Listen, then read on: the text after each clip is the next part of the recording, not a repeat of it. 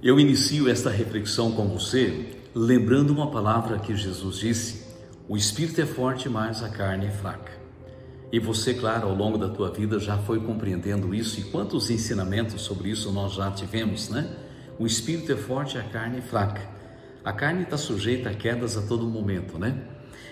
Eu escolhi como tema para essa nossa reflexão: o pecado tem agravante. Depois, quando eu recorrer à palavra de Deus, você vai entender muito claramente o porquê deste tema. E eu convido você já a deixar o seu joinha, curtir, compartilhar, se inscrever em nosso canal, fortalecendo assim esse tremendo instrumento de evangelização. Vamos conversar um pouco então? Por causa da nossa fraqueza, a fraqueza da carne, é que nós somos chamados a vigiar sobre a nossa conduta. Então tem muita gente que tem confundido liberdade, né? E nesta confusão que faz, tem pessoas que levam a vida de qualquer jeito e não vigia. Então, como fundamento bíblico para esse nosso tema, para essa nossa reflexão, eu peguei 2 Samuel capítulo 11, verso 1, seguintes. E lá registra algo interessante que eu queria partilhar com vocês. Eu vou ler 2 Samuel capítulo 11, vou ler o verso 1 e depois a gente vai partilhar um pouquinho sem se ater à leitura, tá bom? Mas você é convidado a pegar a tua palavra aí, acompanhar a leitura, aprofundar nesse texto, tá bom? 2 Samuel 11, verso 1. Então está registrado assim: na época em que os reis saíam para a guerra, o rei Davi enviou Joabe e os seus oficiais, mas ele não foi para a guerra, ele ficou em Jerusalém. E a partir desse versículo 1 do capítulo 11 de 2 Samuel, que eu quero refletir com você. Era costume dos reis ir para a guerra, era costume dos reis se colocar à frente na batalha.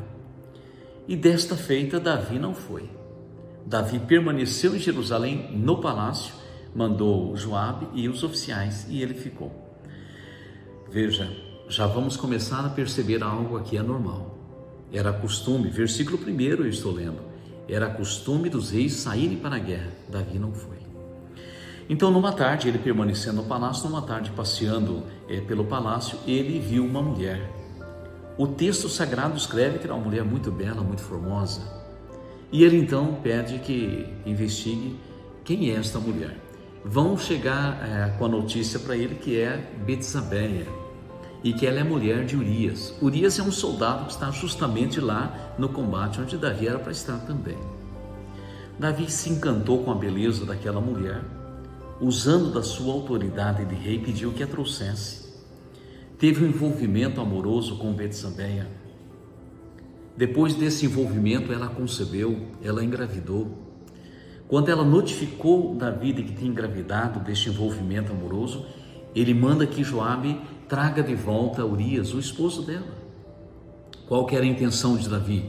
A intenção de Davi era que Urias dormisse com sua esposa e assim isentasse ele da responsabilidade daquela gravidez. Você se lembra do tema que eu coloquei para esta nossa conversa? O pecado tem seu agravante? Urias, chegando, foi ter com o rei Davi, mas não foi para sua casa. Permaneceu fora da sua casa. As pessoas vinham e instigavam ele a entrar e a estar com a sua esposa, mas de forma alguma. Ele dormia fora da casa. E ele usava o argumento: meus irmãos estão lá no combate, no relento, eu não vou entrar no conforto da minha casa. Dormia fora. Sucedeu alguns dias que ele não entrava para ter com a sua esposa. Davi o chama, embriaga Urias, para que embriagado talvez ele entre na sua casa e vai isentar Davi da sua responsabilidade. Urias não entrou, não teve jeito.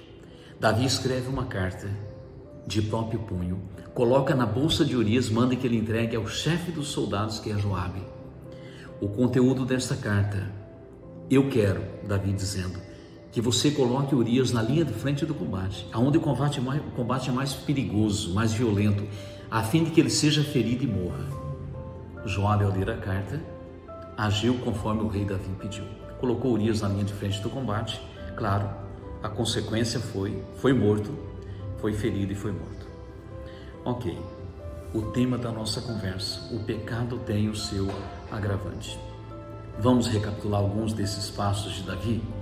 Vamos recapitular onde foi o agravante aqui. Primeiro passo, ele não foi para a guerra. Deveria ter ido, era costume dos reis ir. Ele não foi.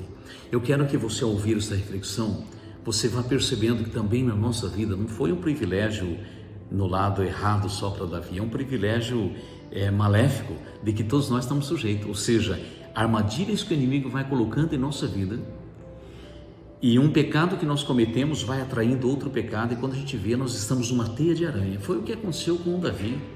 O que aconteceu com o Davi? Ele não foi para a guerra, ele se omitiu de ir para a sua função de estar junto com o exército no combate, nas conquistas que eram feitas. Depois, Davi também, ele avistou uma mulher, e justamente porque não foi para a guerra, tá? Já viu aquele ditado? Cabeça vazia, oficina do diabo, tá? Tinha tempo ocioso demais Davi, por isso viu aquela mulher, cobiçou aquela mulher, desejou aquela mulher, olha os pecados, cometeu adultério com aquela mulher, uma vez que tinham dito a ele, ela é mulher de Urias, ele sabia que ela era casada, cometeu adultério com ela. Como consequência deste adultério, ela engravidou.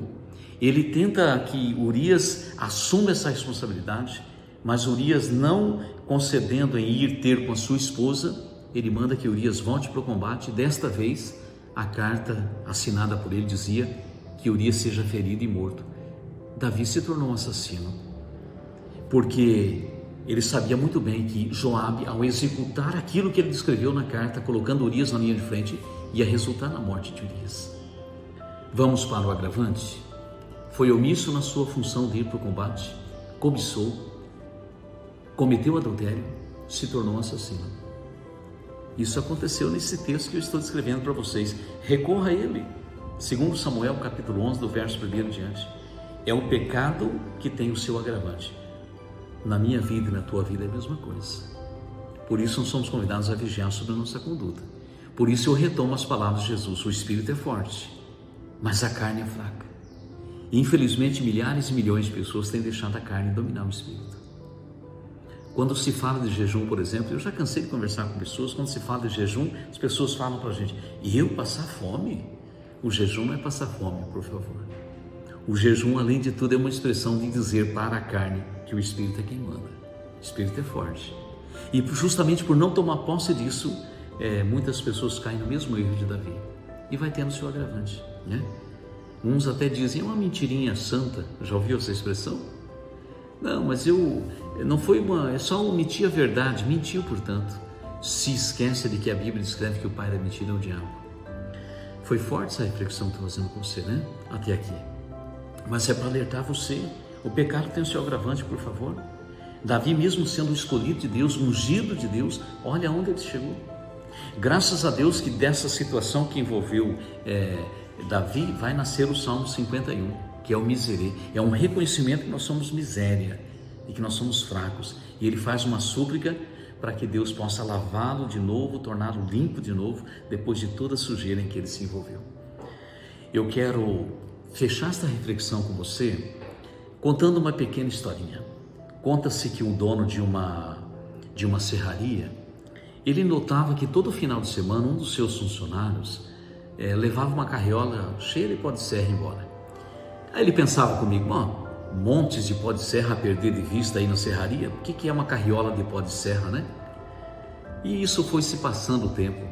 Finais de semana, o funcionário levando uma carriola cheia de pó de serra. E ele não fez conta disso. Até que, passado o tempo, ele foi perceber que estavam faltando carriolas. Sabe o que quer dizer para nós essa historinha? Quer dizer que o funcionário não estava interessado no pó de serra. Ele queria algo de mais valor. Era a carriola. Ela ia carregada e não voltava. De quando em quando levava uma. O inimigo faz isso conosco, tá? Ele está interessado de coisas de grande valor. Por favor, fique atento, vigie com os pequenos atos. O não ir para o combate foi um pequeno ato de Davi. Olhar para aquela mulher passeando no terraço foi outro pequeno ato. Até que chegou no adultério, depois chegou ao assassinato de Urias. Que esta reflexão abra os teus olhos. Fortaleça o teu coração. Fortaleça o teu espírito. Fortaleça a tua convicção de fé. Para que você não caia nas armadilhas do inimigo. Para que você seja um cristão autêntico. Um cristão que demonstre que você tem discernimento espiritual das armadilhas que o demônio vai lançando, laços que ele vai lançando na vida da gente. Uma hora ele vai acochar o laço. Espero que esta reflexão ajude você a prevenir as quedas, fortalecer você, abrir teus olhos espirituais com o discernimento para não cair nas armadilhas, tá bom? Por isso eu coloquei como tema o pecado em seu agravante. Espero que você se fortaleça com esta reflexão e não caia nas armadilhas do inimigo. Um forte abraço, que Deus abençoe a tua vida, que Deus abençoe as tuas escolhas.